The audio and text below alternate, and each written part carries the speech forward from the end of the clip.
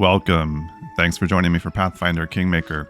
This is Journeys in the Stolen Lands, and we just took out a bunch of pirates here at this location. We found out that maybe we've been played by this Aymar who sent us here. So we're going to see if we can get into Pitax to confront him. I have a feeling that we are not actually able to enter the city yet, but we're going to try. All right, let's see if they will let us enter the city. Yeah, I didn't think so. A whole army of mean-looking guards awaited us at Pitax's gates. They were led by a pompous buffoon named Walsh Sellaway, a Pitaxian magistrate, no less. We met him at the tournament, I think. "Leave now, your highness. King Iravetti's orders," he said. We looked at each other, and we told Walsh we needed to discuss a few things with him regarding the river pirates. "The river pirates are Pitax's concern, not yours. You would do better to mind your own kingdom, your highness," Walsh said, taking a step backward to be closer to his soldiers. Realizing we wouldn't get anything else from him for now, we kept what remained of our dignity and turned away. Okay, yeah, we're not getting in there yet. I think what we'll do is head back to the Dire Narlmarches and maybe hit these couple locations that we haven't been to yet, Sunny Hillock and St. Galvan's Gullet. And we'll see where we're at after that. And then if nothing new has come up related to the Rushlight tournament or the other stuff going on in Pitax, then maybe we will teleport home and see if there are any of the companion quests we can deal with while we're waiting for stuff to resolve. So let's head up here. Okay, we're here at our Dialberg settlement, and I sold some stuff and noticed this amulet that we picked up at the Pitax river bend. This would actually be pretty nice on Kane, +5 bonus to persuasion and athletics skill checks, and resist electricity 20. But I'm not sure we can give up the 3 AC that he's getting from this one. I don't know. I feel like the little extra AC there probably comes into play more often than the persuasion and athletics checks. I don't know. That's a close one. I think I'm going to leave the natural armor on there for now. I'm not sure we ever visited Direberg, so let's see if we've got anyone here to speak with. Looks like other than the priest, we don't have anybody here. I am going to realize we probably need to pick up some restoration scrolls. We are finished up at Direberg here. We're going to see if we can find this Sunny Hillock. Looks like maybe we might be able to get to it from here. Alright. Sunny Hillock. Oh, this thing. I remember this horse.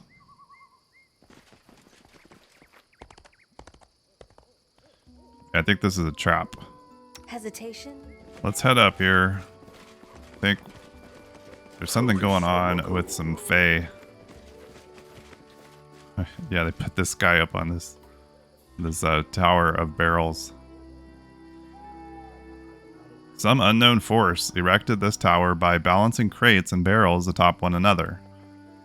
It's impossible to predict how long this unreliable construction will remain standing. Can we talk to merchant in distress? A stout, middle-aged man is fighting to keep his balance on top of the creaking tower. He is terrified and sweat is running down his face, so much so it's soaked his shirt through. "For the sake of all gods, take me down before I break my neck." "Who are you?" "I'm Tamrath, a paint vendor. I'll be happy to tell you the story of my life after you help me down." "What happened here?" "Damned fae and their pranks, that's what happened. They sprang from the woods, hexed my horse and cart, killed my coachman, stole my paints, then put me up here." "And they painted your horse, didn't they?" "Hold on, I'll help you." "Abadar be praised." Throw a stone at the traitor. All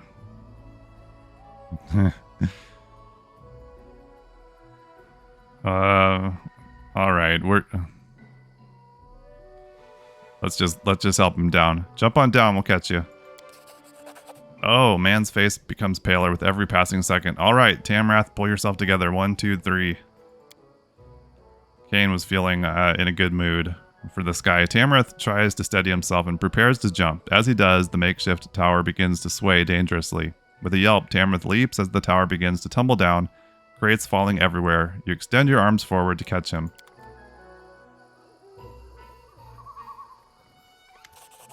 And you succeed. Struggling with the effort, you set the vendor on the ground as best you can.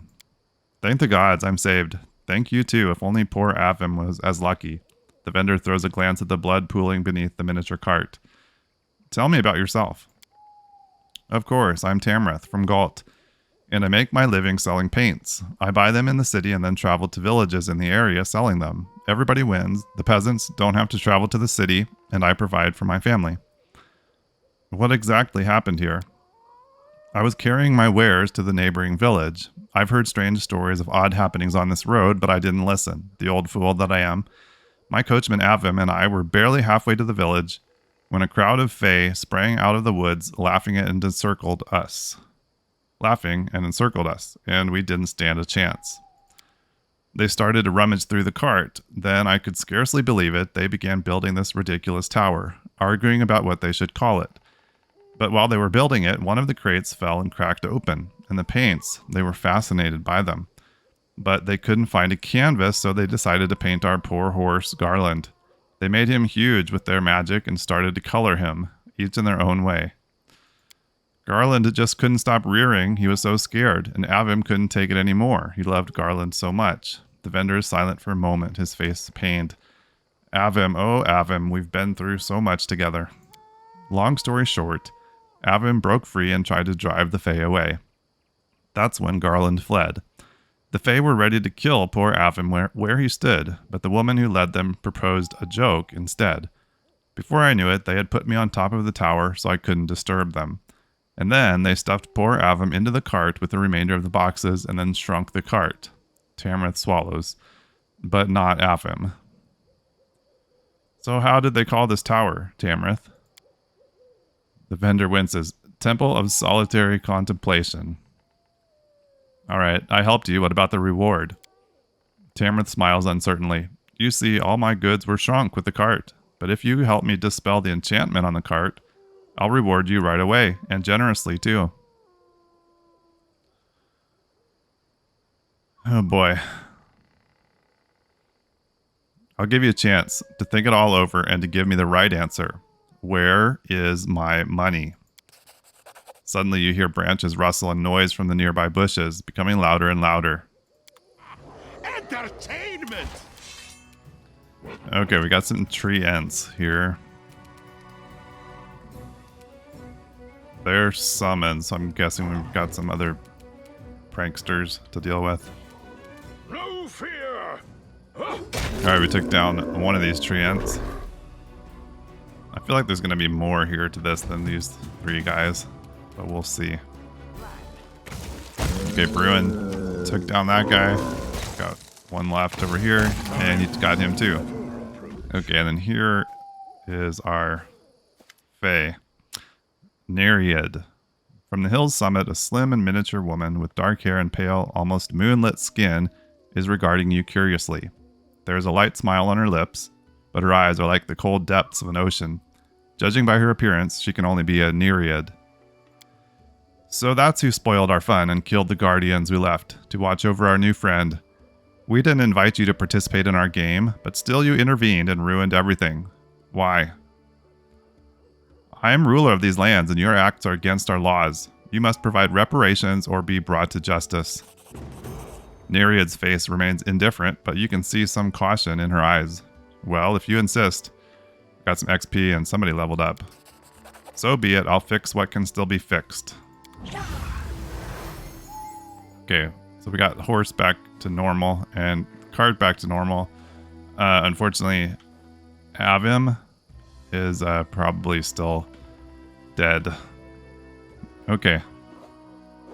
Ruin leveled up too. Nice. Let's speak to our merchant friend here again.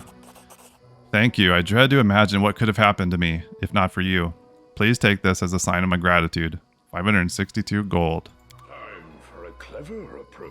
All right, then. Let's get... Oh, we also have Alvar here leveled up. Alright, let's take care of these. Okay, for Alvar's feat, we're picking up greater weapon focus here with the heavy pick for him. He also he got another bonus to his tower shield. Where is that? Here, this burst barrier. It's just another bonus, I guess, to that, which he already had. And that's it for him. Let's get Bruin going here. Okay, we got Bruin leveled up and picked up some new spell slots here. Got some new level 7 spells. We're taking the Greater Restoration in the domain slot, and then a couple like single target damage spells here that I just kind of want to try and see if we can make good use of them. One is Destruction. Instantly delivers 10 points of damage per caster level. If the target's fortitude saving throw succeeds, it instead takes 10d6 points of damage. And then a Jolting Portent. Creature you designate is surrounded by a glowing red aura of Vengeful Fate. Once per round, when the target makes an attack or casts a spell, it must succeed at a fortitude saving throw. Or it takes electricity damage. 4d6 plus your wisdom modifier, electricity damage. We'll see. We'll just give those a try. There's some other things that would be nice, like Resurrection, but that takes 2 diamonds, which we're far from having a stash of those to use. So I think these things will be worth trying out. I did think about adding, where is it? Death Ward here. The only problem with it is it's single target. So I almost feel like we're better off just having more casts of Resurrection to get rid of the negative levels than to try to guess who's going to take the negative levels in the first place. So we'll leave it like that for now.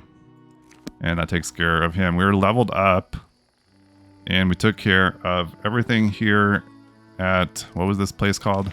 Sunny Hillock. All right. We'll head out. Let's see if we can make our way up here to St. Galvan's Gullet. Don't see any hint of a route to it except for, oh, maybe from here. I guess we'll need to head around. Okay, we rested. We had something pop up in the Kingdom Management. It looks like we failed this opportunity. Treasurer was unable to entice the Hematomancer with gold. As a true scholar, she cares only for her research.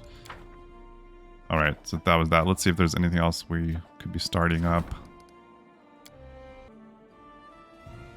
We've still got this choking death problem. And we had it last month. Whoops. We had it last month and it didn't go away at the end of the month. Which makes me wonder if this is related to the main quest somehow. The problem is this. 0%. We can get up to 35, I guess, with a couple crisis points.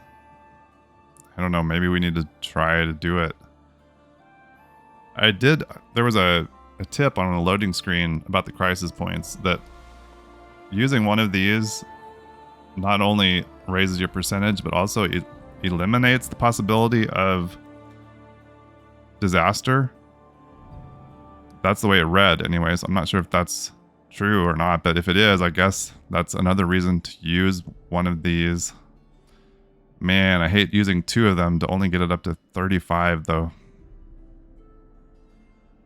But maybe we need to go ahead. I guess we will. We're down to 10 of those, which I don't like. Okay, St. Galvan's Gullet.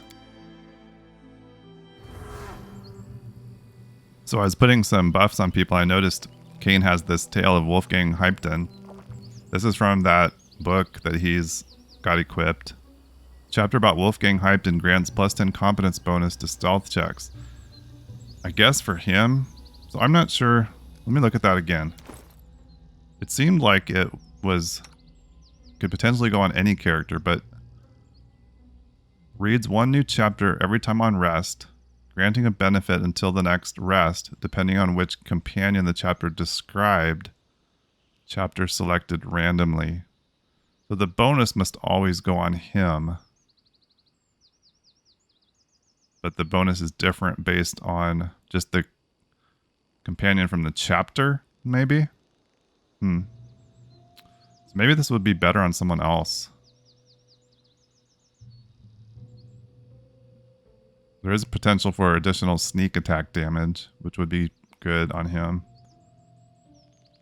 Otherwise, well, we'll leave it on him for a while, I guess, and see what we think.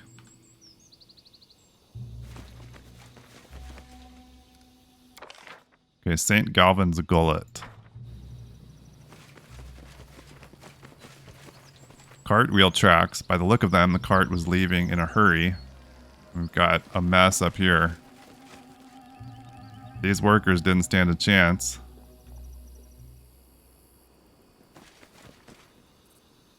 Who do we have here? Greater Cyclops. Oh, is this the one? So, we were in like a cave near here and said something about a Cyclops. I wonder if this is the one they were talking about. We'll hit him with our Metamagicked Fireball. Alright, since we just got them, let's try out one of these spells Bruin took. Destruction. See how much this does.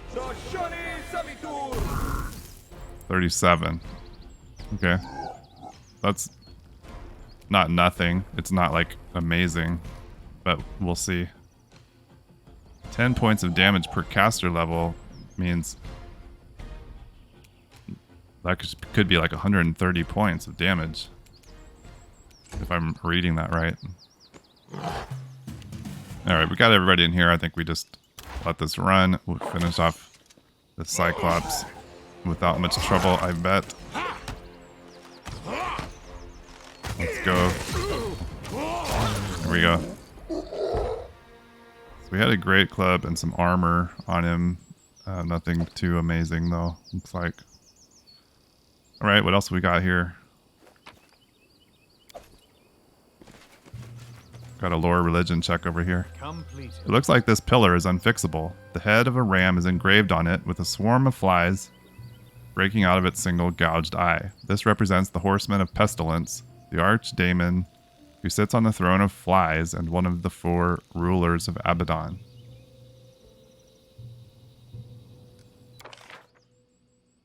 Okay. Anything over here where you came from? Oh. Alright. That's it for this place.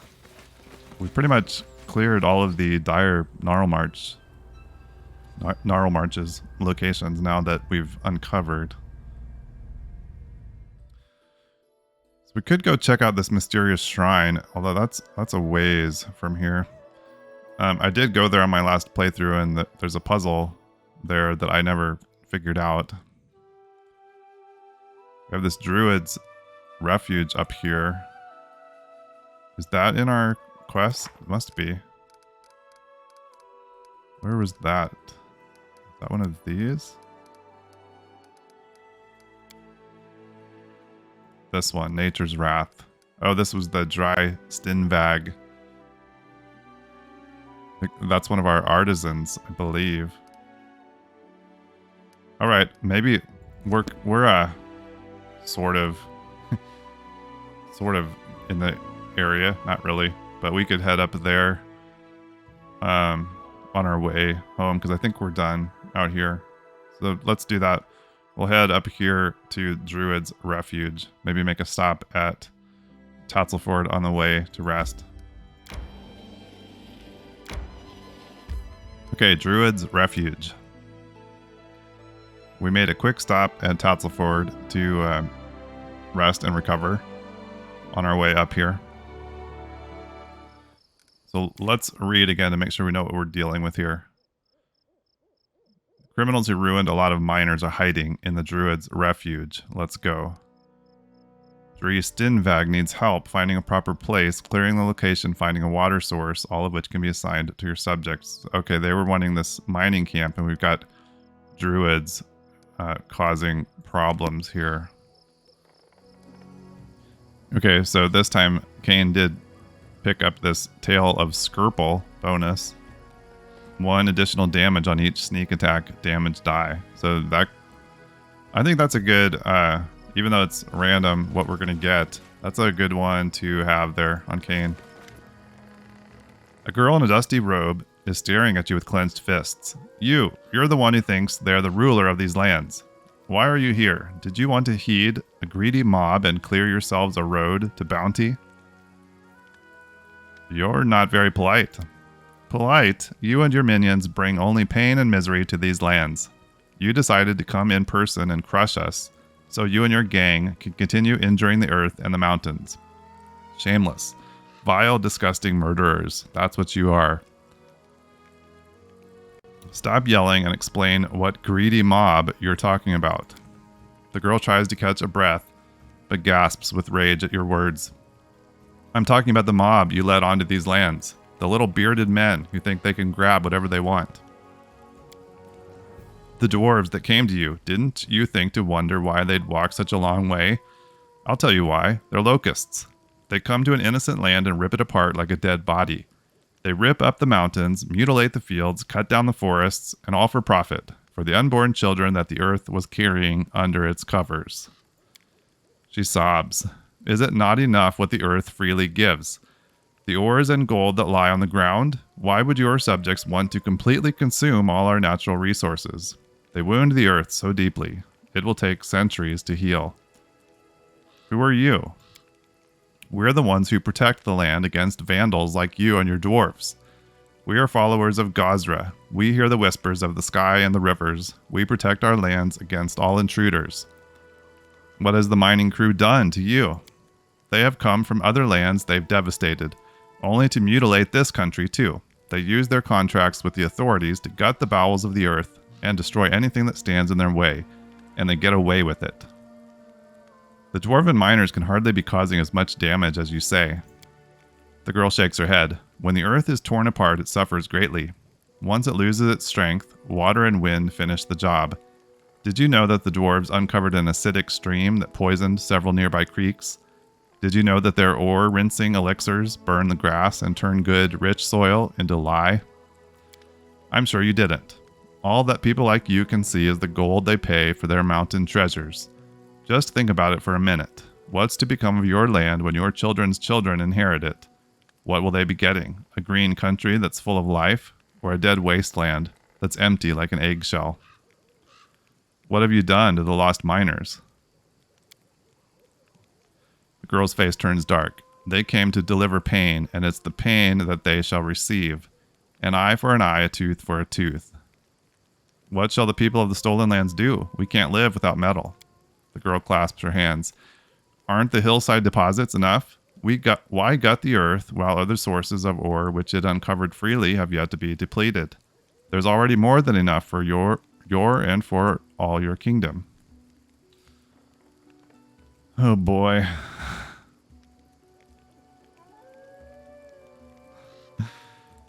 Yep, Kane. Enough with this nonsense. Leave my lands before I change my mind and send you to the scaffold. Her eyes fill with tears and she gasps and turns away. I'm ready to die, but I can't risk the lives of my brothers and sisters. You and your dwarves can burn in hell. Oh boy. Alright.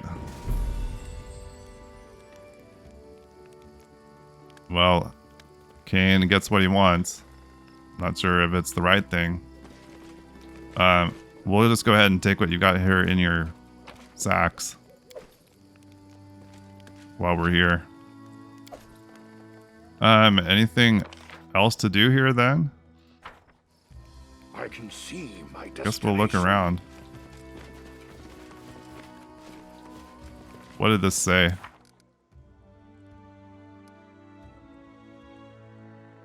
The king dealt with the fanatics and freed the miners from calamity. Okay, so I guess we're just done with that. Right, well, we'll check out the rest of Like there's nothing else up here. Okay. Alright, that takes care of that. Okay, I think we're going to head back to Tuskdale, and then we may actually... We'll see what happens when we get there, but then we might use the teleportation to jump over to Barnhold and see what's going on with the militia there.